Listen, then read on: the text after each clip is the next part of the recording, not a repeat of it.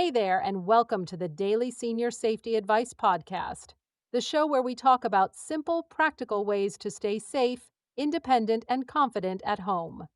I'm Esther Kane, a retired occupational therapist, a certified aging in place specialist, and a dementia care specialist. Come visit us at seniorsafetyadvice.com, subscribe here and on our YouTube channel, and please share this with someone who needs it. Today, we're talking about finding small moments of joy in the middle of a hard season. Because you cannot pour from an empty cup, and nobody is coming to fill yours. Let's take a moment and just say the true thing out loud.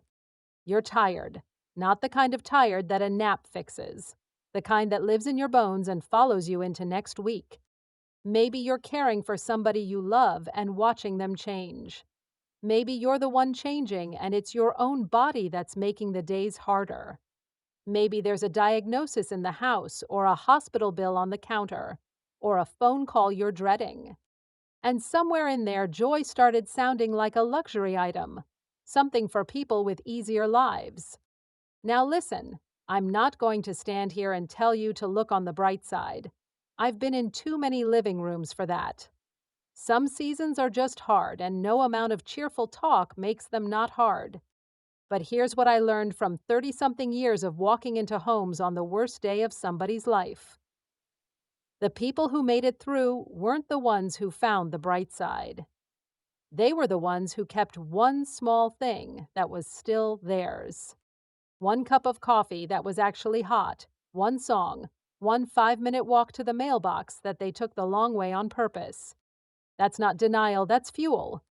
In my work as an OT, we had a word for this: occupation. Not a job. It meant the things you do that make you you. And I could tell how a caregiver was really doing long before they'd admit anything, just by asking one question. What did you do this week that was only for you? If the answer came fast, they were going to be okay a while longer. If they laughed at the question, and a lot of them laughed, I knew we were closer to the edge than anybody had said out loud. Let's deal with the objections, because I can hear them from here. The first one is time. You don't have an hour for yourself.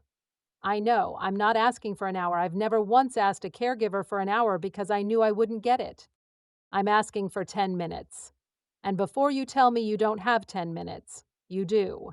It's in there somewhere between the third time you checked the door lock and the second time you rewrote the medication list that was already fine. The second objection is the big one: guilt. Because how dare you laugh at something on the television when he's in the next room and he can't remember your name anymore? How dare you enjoy your garden when she's the one who taught you to plant it, and she can't get down there now? Hey, come here a second. Your joy is not a betrayal. It never was. Nobody in that other room is helped one bit by you being miserable. Not one bit.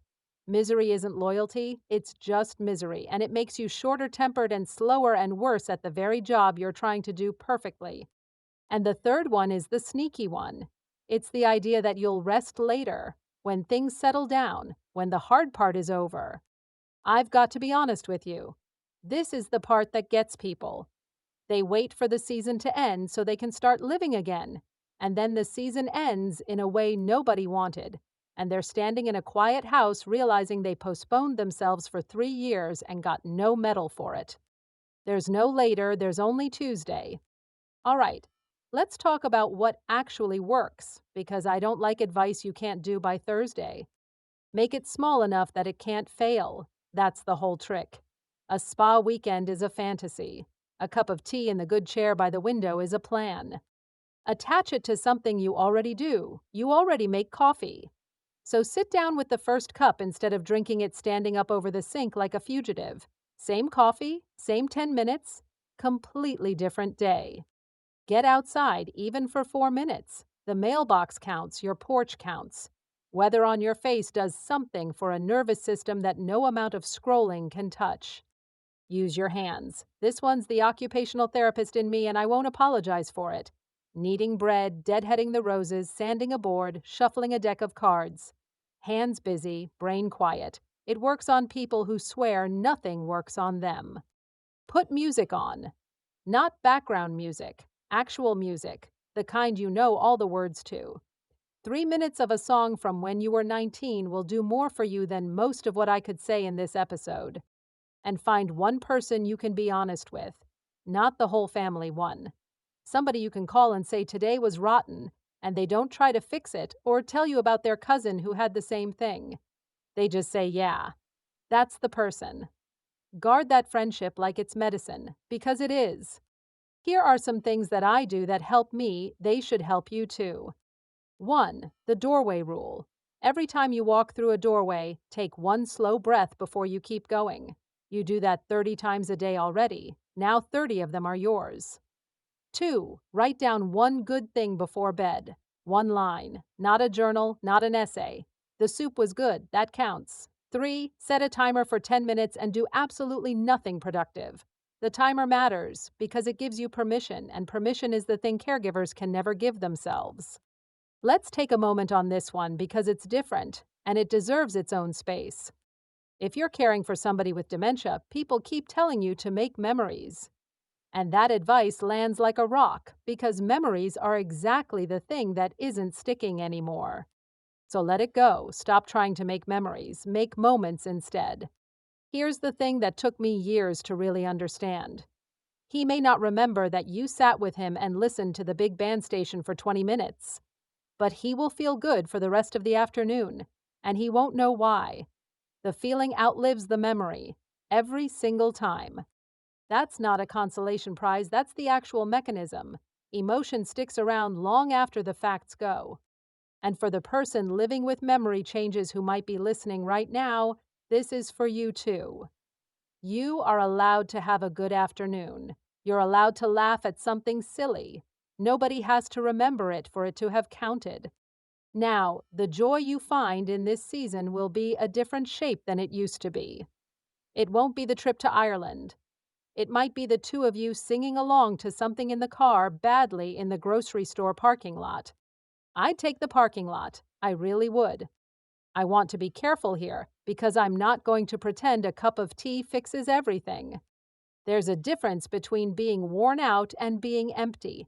Worn out is heavy, but there's still somebody home. Empty is when nothing lands. The music doesn't reach you. The good day feels like the bad day. You're going through the motions and you've stopped even wanting things. If that's where you are, and a lot of caregivers land there and never say a word about it, that's not a willpower problem, and it's not something you should be handling alone with a to-do list.